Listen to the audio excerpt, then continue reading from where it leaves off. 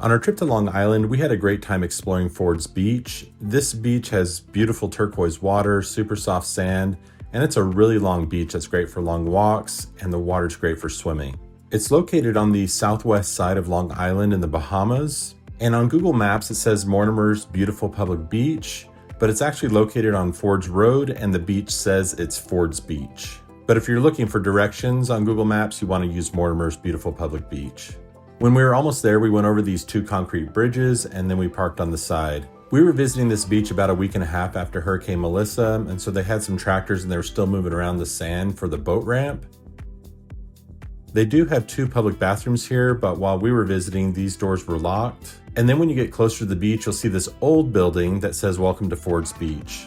So this beach is really long, and I'm going to take you on a quick tour to show you what it looks like.